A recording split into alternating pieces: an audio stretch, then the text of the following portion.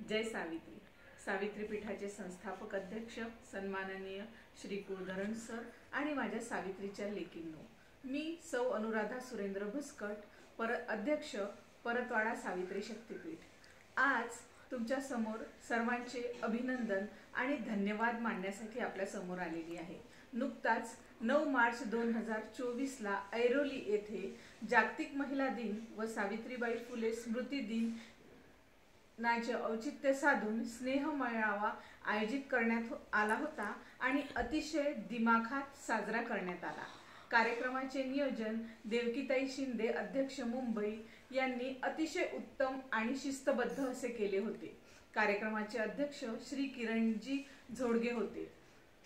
कार्यक्रम 2 सत्रामध्ये घेण्यात आला आणि कार्यक्रमाचे प्रास्ताविक सौ सुनीताताई शिंदे, राष्ट्राध्यक्ष सावित्री शक्तीपीठ यांनी सावित्री शक्तीपीठाची भूमिका मांडत केली। त्यानंतर श्री जयकुमार चर्जन आणि त्यांच्या टीमनी सावित्रीबाई फुले व महात्मा फुले यांच्यावर आधारित जय जयकाराची गीते सादर केली। ह्या टीममध्ये समाविष्ट होते श्री जयकुमार चर्जन, सौ अपूर्वाताई सोनार, सौ विशाखाताई येवतकर, सौ शीलाताई चर्जन, सौ अर्चनाताई कावलकर आणि सौ अनुराधाताई भुस्कट।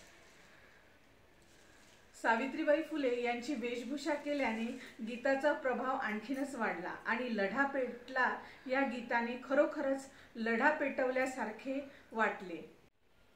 मी सावित्री बोलते या एकपात्री नाट्याचा 1001वा प्रयोग अभिनेत्री सौ अपूर्वाताई सोनार यांनी सादर करून श्रोत्यांना अगदी मंत्रमुग्ध केले आणि या नाटकानंतर लगेचच अभिनेत्री अपूर्वाताई सोनार यांना सावित्रीबाई फुले हा सन्मान देऊन गौरवण्यात आले। दुसऱ्या सत्रामध्ये संपूर्ण महाराष्ट्रातील 11 मान्यवरांना सावित्री आईंचा पुतळा, मानपत्र व शाल श्रीफळ देऊन सन्मानित करण्यात आले। श्री सूर्यकांतजी थोरात, अध्यक्ष श्री संत सावतामाळी मंडळ यांची कार्यक्रमामध्ये उपस्थिती होती। त्याचप्रमाणे श्रमजीवी महिला मंडळ यांच्या सहभागातून कार्यक्रमाला रंगत आली। तसेच श्रमजीवी महिला मंडळ यांनी आरोग्य संदेश देणारे बॅनर दाखवून आरोग्याचे महत्त्व पटवून दिले। सन्माननीय गुरुवर्य कुलधरण सर यांनी सावित्रीच्या लेकी शक्तीपीठाच्या माध्यमातून कशा अग्रेसर आहे हे आपल्या मनोगतातून स्पष्ट केले। देवकीताई शिंदे यांनी महिला सक्षमीकरणासाठी महिला दिनाच्या आदल्या दिवशी जाहीर करण्यात आलेल्या महिला आराखड्याची सर्वांना माहिती दिली। कार्यक्रमाचे सूत्रसंचालन सौ विशाखा येवतकर आणि सौ अनुराधा भुस्कट यांनी केले। अशा प्रकारे हा कार्यक्रम, हा स्नेह मेळावा अतिशय भरगच्च आणि प्रबोधनात्मक स्नेह मेळावा अतिशय उत्साहात पार पडला। धन्यवाद।